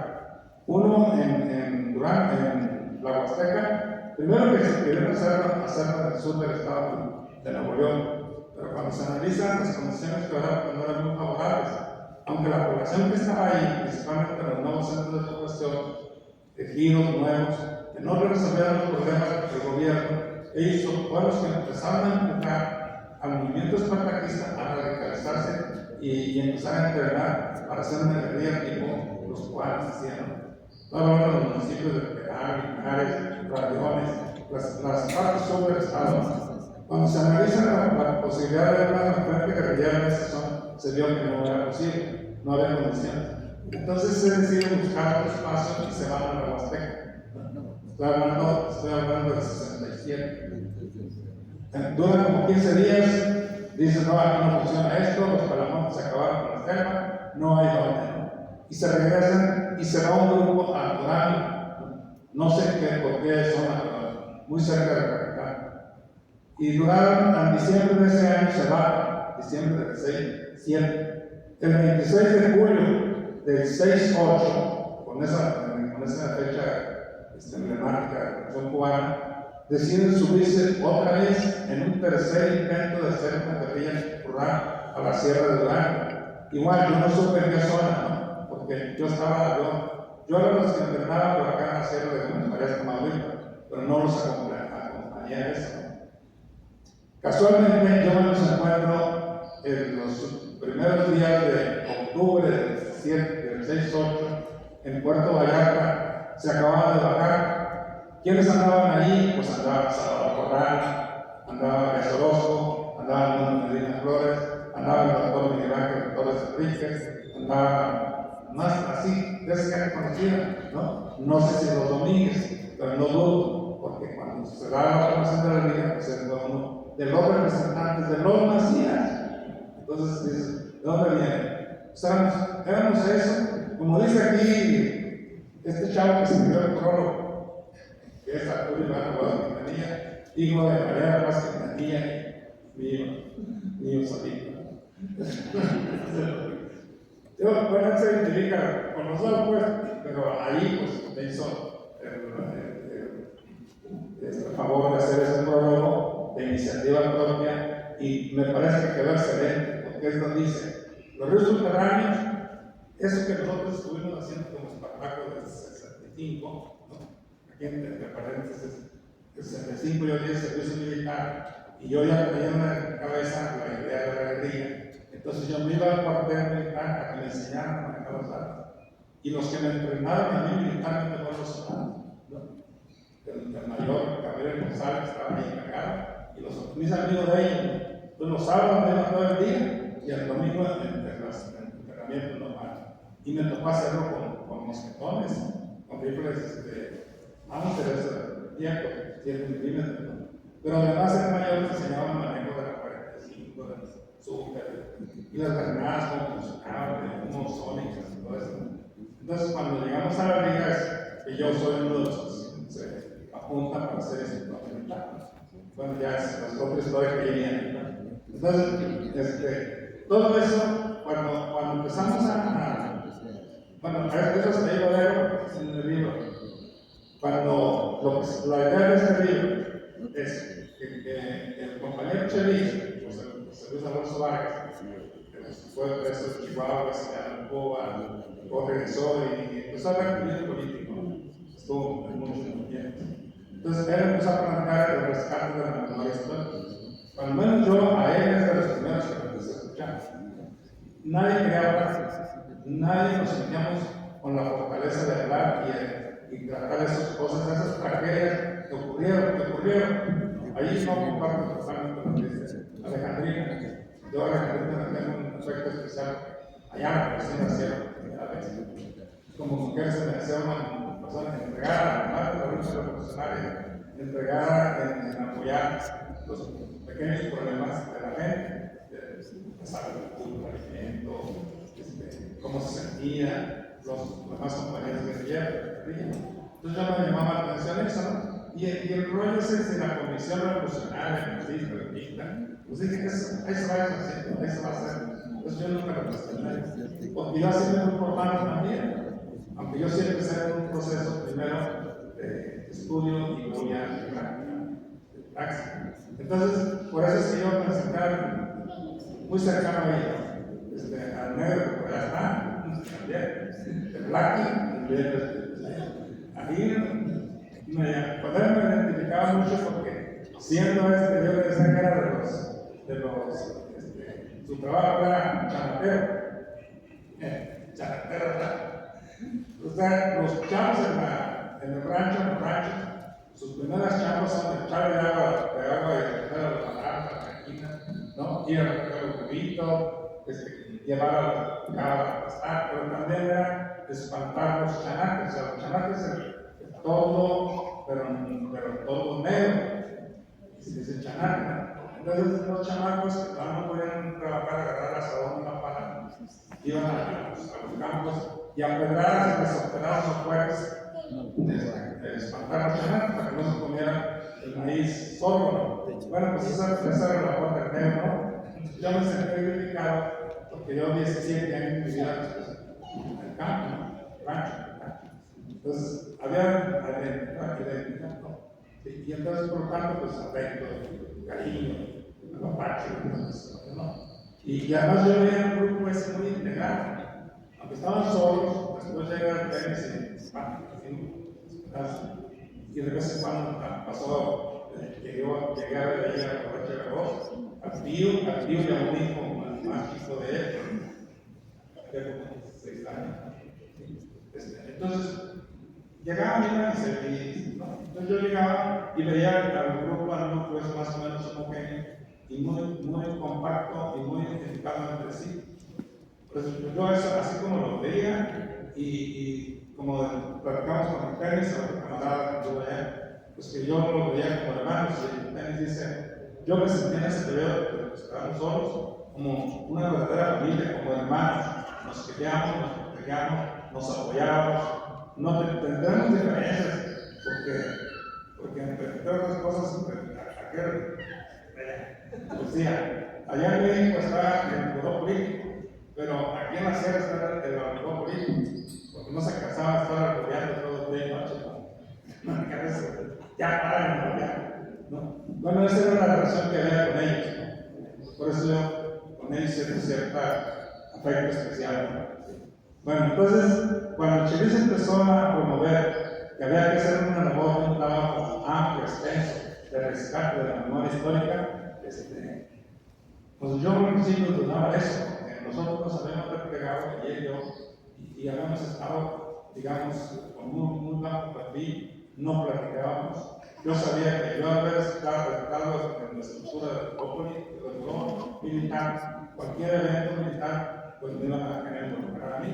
Entonces, que nadie sepa, no digo nada, no platico, y me mantuve silencioso. Y ella, por la cuestión de la amnistía, hasta el 85 fue cuando empezó a salir. Entonces, todos esos años fueron para nosotros, pues, amnistía. Porque hasta el 80, 83 todavía andábamos con la cruz en la cintura. Entonces, cuando el chavismo entra a la cuestión de la memoria histórica, empezamos a hacer giras, íbamos a Sinaloa, Sonora, Chihuahua, regresábamos cada año, o vez, o una fecha especial, ¿no? Y él sí escribía, entonces yo lo veía así, escribía, y él me decía, escribe, porque yo ya empezaba a contar relatos así, a pedacitos, ¿no? Incluso el primer viaje que hicimos donde fue Víctor Ramón, estamos hablando. Y entonces lo levantamos en Torreón y seguimos por la madera. Y empezamos a practicar el libro. Y entonces el Chelis se iba durmiendo, pero no, cuando empezó a escuchar la práctica, se endereza. Y sigan practicando. Y luego, oigan, pues ustedes se conocen, ¿verdad? Pues sí nos conocemos. ¿De cuándo? Pues del 16 de enero, ¿no? ¿Por qué? Porque yo fui parte de la organización previa para ese día, y además también de un ensayo que hubo en noviembre del 7-3, ahí en Culiacán, previo al 16 de enero. O sea, entonces el 16 de enero lo tuvo planeado perfectamente, y era una consigna que venía desde el Nacional, desde el Buró Político, para hacer un ensayo general de agitación, de insurrección, que se llama una jornada de agitación de combate o agitación de propaganda. Y por eso es que se planeó un secuestro en San Bernardo, Sonora, se planeó el asalto a los soldados que iban a llegar al cuartelito ahí en San Rafael de Vigo, nomás que no les falló el tiro porque no llegaron, ¿no? Y llegaron como 15 días después. Lo del secuestro salió exitoso, además de llegar a la era obtener recursos, ¿no? Por una historia que pasaba de ese señor, ¿no? Y lo del 16 de enero, que empezó a las 6 de la mañana del 16 de enero del 43, en el Valle de Tacán, pero también en la ciudad, coincidentemente una huelga de obreros de la construcción. Y la consigna a las 6 de la tarde, repliegue total, y no pasó nada, ¿no? Y afortunadamente en ese lapso sí hubo un muerto por ahí, pero no hubo detenidos. Empezó después la noche y otro día, y los 15 días, un mes, un estado de sitio terrible. Se hicieron otros intentos de jornada de expresión de propaganda, por ejemplo en mayo, del 7-4, no recuerdo si antes, sí, pero ya no tuvieron el éxito que tuvo al principio. Pero en la universidad, cuando la Liga Comunista lanzaba la consigna que había que cerrar la universidad y irse a la calle a repartir volantes, se cerraba la universidad. Se cerraba, o sea, ¿no? Y los obreros se movilizaban y se volanteaban, ponían una galletera, instalaciones de la Secretaría de Agricultura de Recursos Hidráulicos. O sea, había movilizaciones grandes. Eso ya a mí no lo puede reseñar mejor que yo. Porque yo ya después de mayo, yo ya no volví a Culiacán. Después de mayo, volví a ellos allá en la sierra, tampoco ya volví a la sierra. Las cosas se pusieron sumamente difíciles. Volvimos hasta un año y medio después, ella y yo a buscarlos. No los encontramos, volvimos como a los 2 meses. Nos dijeron no los hemos visto. Y luego casualmente me encontré allá en el segundo mes. O sea, ¿cómo se va? Yo buscaba al negro, entonces yo ya sabía cómo se llamaba. Éramos clandestinos, ya sabía cómo se llamaba. Entonces, cuando no encontramos hasta la sierra, le digo a ella, yo sé cómo se llama este güey, vamos a buscar a su casa, porque yo conozco a su mamá. Entonces, porque yo vendía aguas negras de ferias, ya trabajaba de supervisor en la Coca-Cola. Entonces, conocía a medio mundo. Entonces, yo sabía de una casa metidos como puercos que se apellidaba Mendil y me latía que ella era la mamá de negro. Fuimos, lo buscamos, nos dijeron que no era cierto, que ella no tenía ninguno, que no lo pusieron. Me abrieron la puerta así. Entonces dije, no puede ser, que vive, porque no lo conozco. Y entonces dije, pero ya se tercero de trabajo de madre. Y nos arrancamos y dando vueltas a los canales, y en el valle fuerte. Lo encuentro al hermano de él, que estaba ahí trabajando, trabajaba en las artes, en agricultura. Y entonces Iván, llego yo, yo soy hermano tal, y conozco a tu hermano. No, yo no tengo un hermano que se llama así. Sí, cómo no, es arriba. Tu mamá ya. Sí, dice que no. Entonces dije, bueno, pero dile que nos va a buscar bien en tal lugar, a esa hora, ¿no? Y sí llegaron, ella no llegó, pero la encontré casualmente en otro lado. Pero que él sí llegó. Bueno, entonces había que rescatar esa historia, porque además es muy rico, porque nos habla de la. ¿Qué palabras? La entrega, la convicción de la gente que participó, que aunque estaban ya muchos replegados, como ellos decían, yo no sé si es algo que me interesa o no, porque más me di fuerza. O sea, yo tenía mucha simpatía con mi hermano.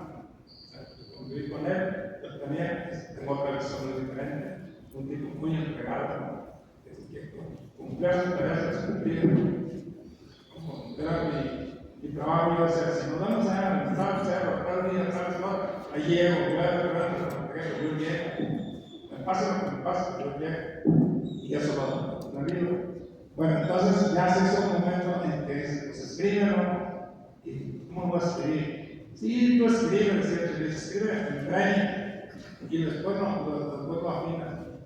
Entonces, pues pasó el tiempo, ¿no? Pues seguí participando ya más activamente en los encuentros de rescate tecnológico.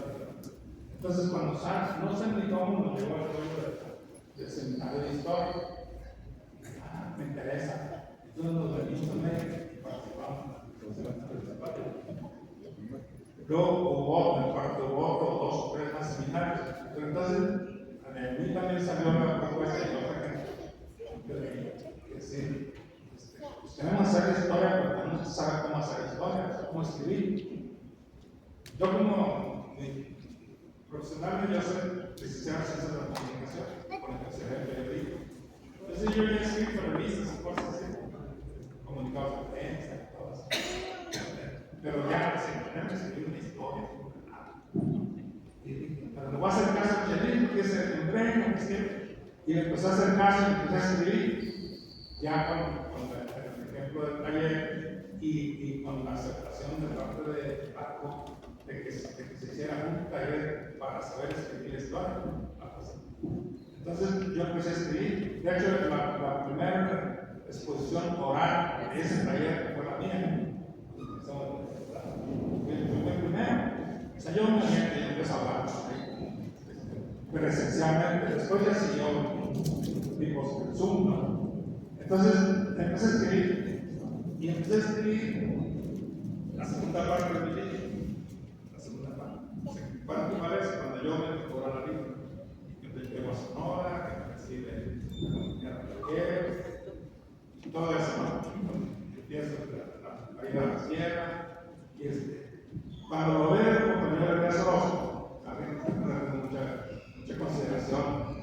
Yo siempre he dicho casi como mi hermano, con él. Yo empecé a ver la película en el 63. Entonces, se lo muestro y me dice: está muy bien lo que escribes, pero falta la anterior. Es decir, el tema anterior, esa formación, o sea, ¿cómo es que te llegaron las ideas? ¿Cómo entendiste? ¿Cómo empezaste a considerarte marxista?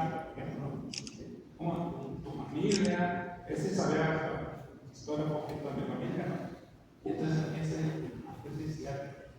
entonces me prende el foco y pues sí, entonces este proyecto, la segunda parte, lo dejé así, que fue lo que escribí primero, y me enfoqué en escribir lo que era la primera parte.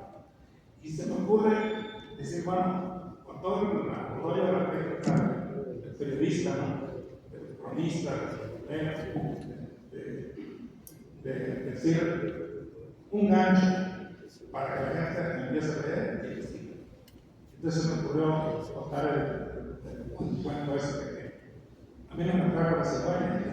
Yo llegué a montar un rayo de luz, porque acá que nací cayó un rayo. Y sí es cierto, ¿no? Porque me acuerdo que saben, porque yo lo recuerdo, sí cayó un rayo. Entonces yo soy extraterrestre, ¿no? Bueno, y entonces allí empecé a escribir. Y luego ya viene el afinado, el tallado. Y me ayudó mucho mi hijo Arturo, porque me hacían unas bolas. Y decía, oye, este ya lo escribí, lo tengo acá, y lo tengo de esta forma, y esto ocurrió antes, esto ocurrió después. A ver, entonces él se me llevaba a material a su casa, y me lo ponía, lo alineaba. Entonces, ya el último, ¿cómo se dice? Ya se va a sacar con su compañero de alinear.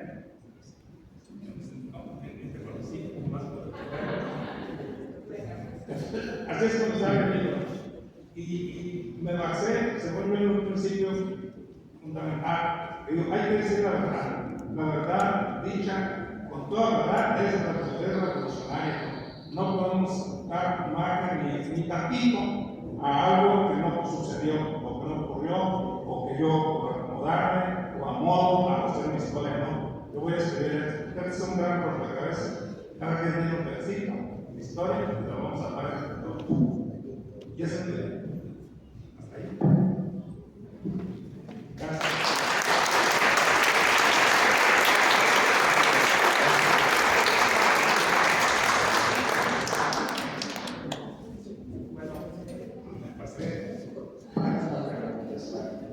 Bueno, pues todo el proceso del taller fueron sesiones a veces maratónicas. Y bueno, pues antes de proseguir, sí me gustaría darle la palabra al doctor Alejandro Peñalosa, que fue parte del taller de testimonios, la coordinación. Y bueno, pues brevemente, 5 minutos, si quisiera decir algo, estimado Alejandro. Muchas gracias. Buenas tardes. Bueno, el agradecimiento de dar el micrófono, o fue la segunda idea. Yo quisiera es desde mi experiencia en el taller,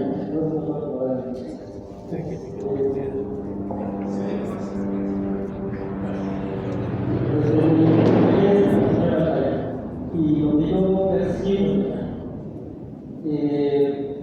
son de recuerdo ahorita Francisco en los últimos meses de 2020, a partir de esa sesión que mencionaba hace rato, en la cual construimos Pequeña Cedillo,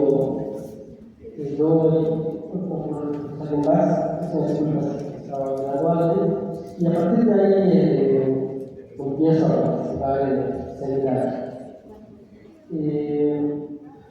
Algo que yo percibí en el seminario desde que llegué, y eso me parece fundamental, quiero mencionar, es esta intención que tenía la profesora de construir la memoria con base en un proceso absoluto o en los procesos de testimonio. No pido eso como punto central para que pudiera meter el recuerdo.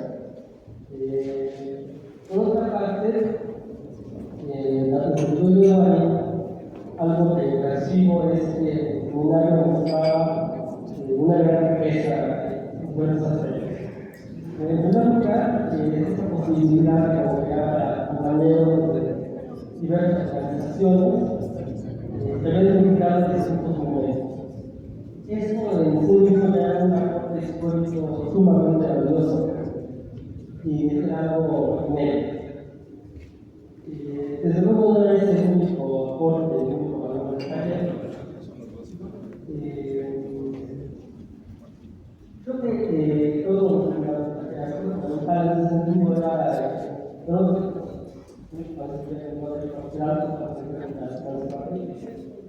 muy bien, y lo que me pensaba era que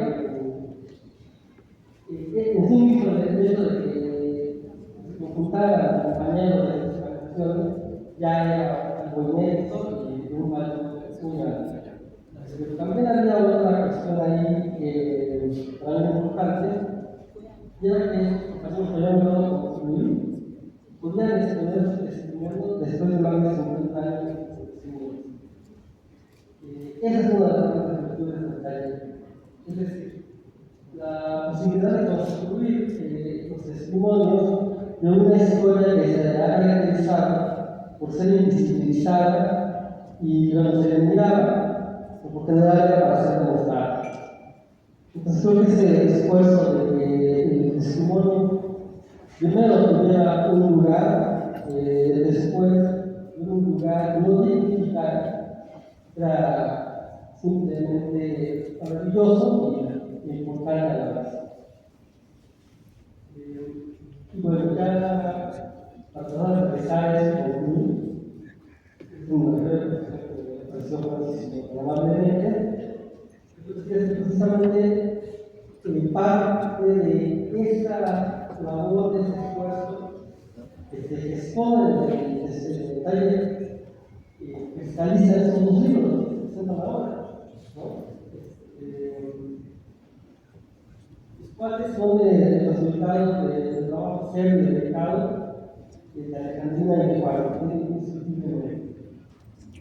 Creo que estamos atravesando por el proceso de la escritura. Sabemos que no es algo sencillo, las cumbres con qué decir, cómo decirlo. Y creo que en este caso, cuando la escritura implica una relación vital con la experiencia personal, eso puede llamar complicado.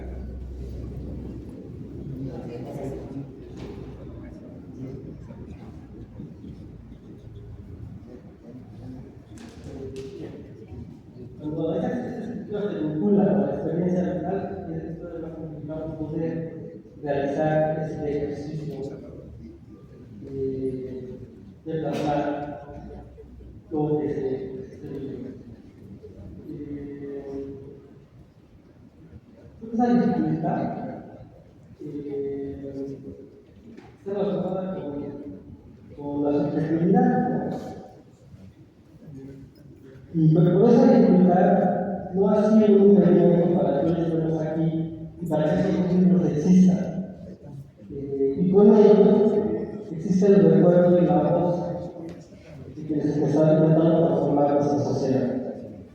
En ese sentido, y para concluir, creo que el verdadero triunfo del movimiento, es decir, de aquellos que participaron en él, podemos hablar de un movimiento armado, político, etc., pero eso lo llevamos a personas abstractas, que debe explicar históricamente, pero que me parece de sentido y parece de la carne, del cuerpo. Si no estamos pensando en quién viviendo este proceso, quién participar en él. Entonces creo que en ese sentido el verdadero triunfo del movimiento fue el haber vivido y el poder recobrar. Muchas gracias.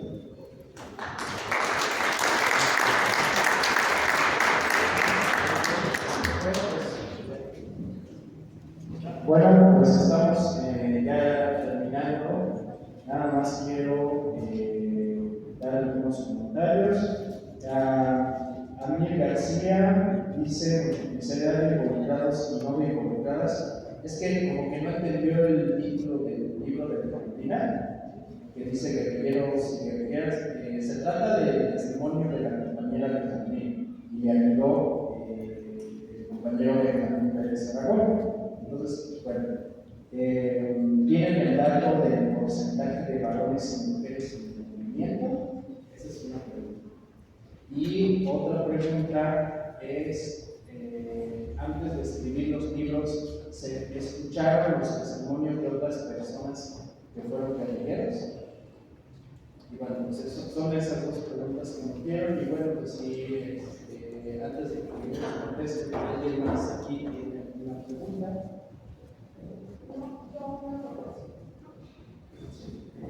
Una relación, en breve para que no nos Alejandrina, tú ofreciste platicar con nuestro equipo ahora. A mí me gustaría hacerlo, porque yo tengo observaciones en el libro. Y como estamos tratando ahorita de lograr la batalla por la historia verdadera, si alguna organización y algunos compañeros han demostrado, el equipo Alejandro, pues es la Liga de Comunicación de Septiembre. Entonces, sí es muy importante en esta batalla por la historia que los que participamos al integramos en la calle, yo con mucho gusto me gustaría platicar contigo y con Blanqui, porque también Blanqui, yo en el taller de testimonios, les llegué a decir que cosas que decían no eran verdad, y están escritas. Entonces, como tratamos de hacer la batalla por la historia, y esta historia, como tú dices, nunca se acaba, pues yo me gustaría platicar con ustedes, no aquí, pero que porque lo que existe, y por mucho gusto, porque como dice Francisco, estamos hermanados, y ahorita, en el contexto actual, el cambio de época, no estamos en una era de confrontación, sino de cooperación. Y la historia, rescatar la historia verdadera, tiene que conducirnos a encontrarnos, combatientes y no combatientes, a todos los luchadores sociales. Paco constantemente que Paco nos resuelve, nosotros queremos el Partido Comunista, si también nosotros con la mujer, ¿cierto? O sea, tenemos que analizar ahora el nuevo contexto. Y lo estamos haciendo muchos combatientes de la Liga, que nos hemos estado reuniendo todo este año para ver el futuro. Claro, está muy difícil saber hasta dónde llegar, pero te digo eso porque a veces me gustaría hacer el futuro.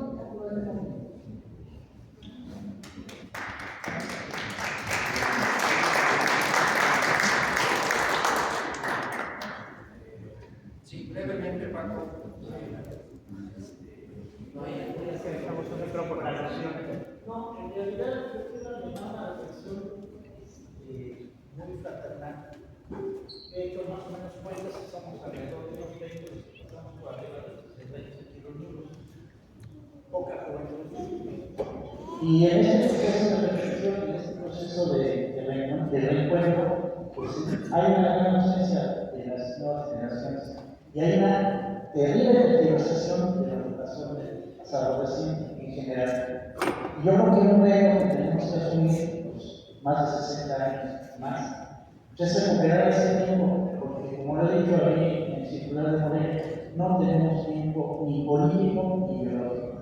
Y a veces nos enfrascamos en situaciones y discusiones vicentinas en lugar de dar una perspectiva hacia adelante. Yo acabo del ejercicio de reflexión de los compañeros de la línea, que está enviado ahí un documento, la gente que venimos del Partido Comunista estamos en ese mismo ejercicio, no nos están quitando, y creo que urge, no es una creencia, urge la consolidación de una fuerza de izquierda socialista en este país. No hay tiempo.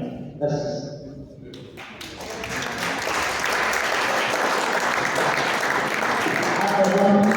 Y a propósito de reflexión, se cumplen los 50 años del operativo 15 de enero del 72 de los españoles del Carmen, que es el secuestro del cónsul. Y son este tipo de cosas que no nacen en la recta y en la nostalgia, lo que tenemos que recuperar es su situación ahora, a 50 años. De todo eso que pasó, y poder dar a la sociedad, no a la sociedad mexicana, no la explicación, sino el testimonio real de por qué pasó lo que pasó. Gracias.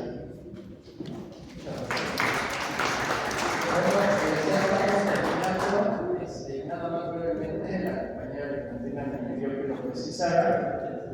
Taller de testimonios y estos libros son un proceso de escucha de aproximadamente 2 años cada semana. Nos reuníamos, no es solamente resultado del trabajo de ellos individual, sino de muchos otros compañeros que por aquí han, que el día de hoy vinieron, que le donaron a ellos las observaciones, lo discutimos largamente, y que también ellos y ellas en su momento donaron sus experiencias y Alejandro y Juan los escucharon largamente. Entonces, bueno, pues es un trabajo colectivo de memoria. Mandan saludos desde la comarca de La Gomera, de la Ciudad de México, Estado de México, Tecama, desde Jalisco, Lisboa, Portugal, la compañera Blanca Lino, desde México. Bueno, pues entonces, no sé, un último comentario, 5 minutos, 2 minutos cada uno de ustedes, quisieran despedirse. ¿Cómo se van, compañeros? ¿Cómo se sienten? Nada más, breve.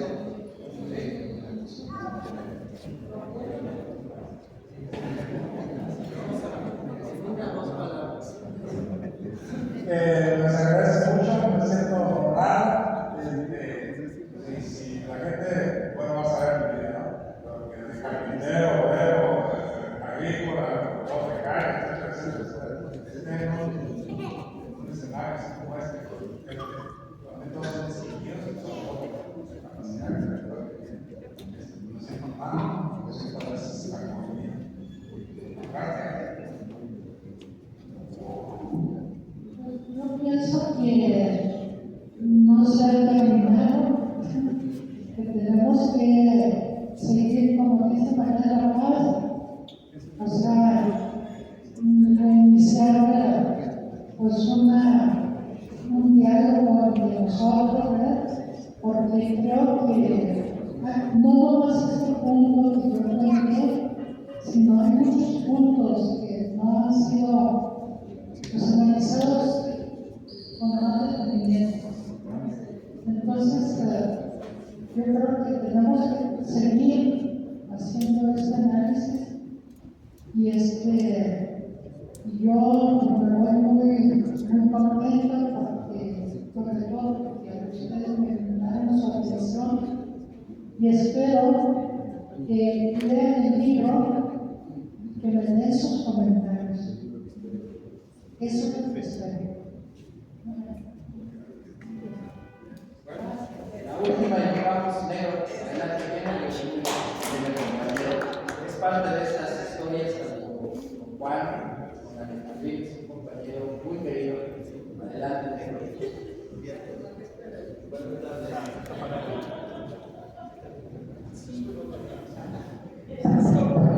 Buenas tardes, compañeras, compañeros. En primer lugar, gracias a la institución y felicidades a España, a la Argentina, por su esfuerzo y su aportación. Todo, por supuesto, que está siempre, además de siempre en nuestra propia vida, nuestros propios toma de decisiones, y por supuesto no tenemos nada de claro. Yo creo que sí hay cosas que hay que precisar más, hay que discutir más, y hay que ser también, pues, así como hemos sido concurrentes en otras cosas, también en eso, ir tolerantes cuando no estamos de acuerdo en nada. Y me parece que eso es fácil, porque la otra es darnos la espalda y apuñalarnos entre nosotros mismos.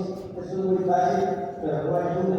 No ayuda de formas en las personas que también hay situaciones ahorita difíciles en nuestro país que casi están en algunas zonas, de verdad, igual o peor, porque cuando nosotros tomamos la decisión de ir a querer cambiar este país,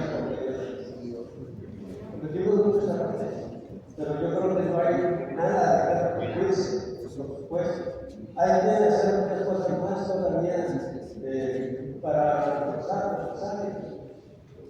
Yo quisiera comentar un libro, porque luego nosotros ciertamente se nos porque no se contextualiza. Esa zona donde nos mandaron a crear una dirección político-militar, es zona de mucho tránsito, donde pocos lugares hay donde pasan coches, camiones de asaltaderos. Se necesitaba habilidades, incluso más, yo creo, o las dos, habilidades políticas, pero habilidades físicas, capacidades físicas, porque en donde detectan a alguien ahí, los cercan y se la 3 en los cuales, bueno, pistas de aterrizaje, uno de ellos controladas, las iguales y se acaba, más las vías de ferrocarril, más los caminos de tránsito, y para moverse ahí, pues requería una situación de presión. 2 años después casi nos dicen que no éramos guerrilleros, que no habíamos matado a nadie. Esa fue la primera entrada del juicio. ¿Qué carne es esta? Que no mata a nadie. Y afortunadamente no matamos a nadie. Porque habíamos decidido tomar los pueblos, los tomamos al final del pueblo. Y la decisión fue que mataron nuestras relaciones. Unos parejitas, somos un oportunista, un enemigo de clase, había que matar. Afortunadamente ese día no estaba ahí, sino yo todavía no estaría aquí. Menos comentando. Y aquí otra gente que era nuestra relación y que nos los contactos. Era gente enemiga, era enemiga de clase, y yo lo había hecho en contacto en relación a la política. Había que matarlo, tampoco lo encontramos y se salvaron y cosas como estas, a lo mejor falta precisarlas y reformarlas. Eso es bueno o malo, no sé, pues. Dicen que la guerra, esos excesos se deshumaniza uno. Y cuando te ordenan o te toman la decisión de algo, pues se hace. Y si no se hace, algunos se han cargado de cargar con las consecuencias y nosotros tampoco cargamos. De no hacer algo, no por decisión, sino porque no estuvieron los que sabía que. Pero bueno, yo digo que falta de cosas porque se nos escapan, son 50 años. Y a lo mejor para los jóvenes 50 años es poco, pero para los que teníamos ya tantos, 50 años sí, 50. Yo creo que es que sigue platicando y precisando algunas cosas con mucho gusto y agradezco pues, la oportunidad que me permite anunciar, pero podemos decir cuentas del mensaje de antes y de ahora también. Y lo hacemos de frente y convencidos de que hemos hecho lo que necesitamos. Muchas gracias.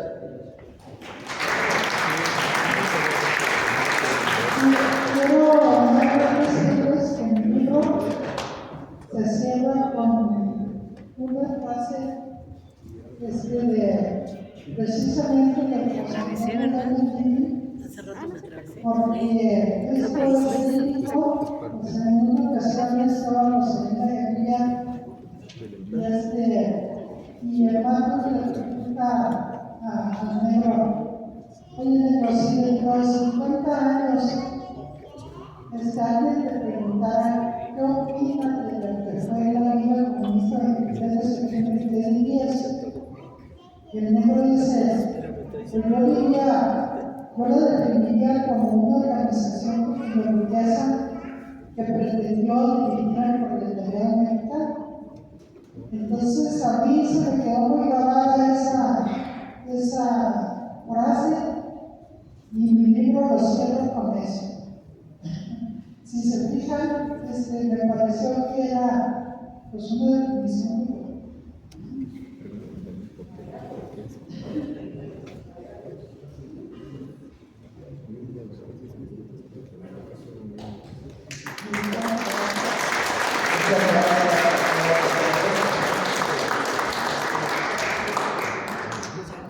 Acá está la mesa para los libros, quien quiera libros, ahí pueden encontrarlos. Gracias. A ver, una luz. ¿Qué tiene que ver con el libro? En este libro al final se va diciendo que falta una tercera parte. Estas son dos partes. La primera parte, la que son las debate, que es la segunda, es la proceso de la vida. Y hay un tercero, que es qué pasó con la vida que comienza a entonces, al respecto yo tengo más o menos unas 150 páginas trabajadas ya de forma así, para quitarlo. Pero también me falta un aspecto importante, que es la político, entonces, la compañera Mariana Paz, en aquel aspecto, cuando nos pegamos, nosotros en 74, ella elaboraba, hizo varios documentos, ella hacía las actas de asamblea, por ejemplo, entonces tiene mucho material que yo he preferido siempre dejar que ella sea la que desarrolle eso, para podernos explicar realmente qué pasó con el libro. O sea, hay quien dice, se mataron solos, por eso se acabó. Hay quien dice, eran internacionalistas y no es cierto, o sea, no va a ganar eso. Pero fueron, así como dice el libro, fue eso y más, fueron muchos factores que intervinieron. Uno, el propio nuestro, pero no fue principal. Nos enfrentamos a un enemigo que no sabemos el tamaño que tenía. Y no estamos capacitados, no estamos preparados. Entonces, todos esos factores son los que hay que analizar. O sea, no fueron los acontecimientos tampoco, eso no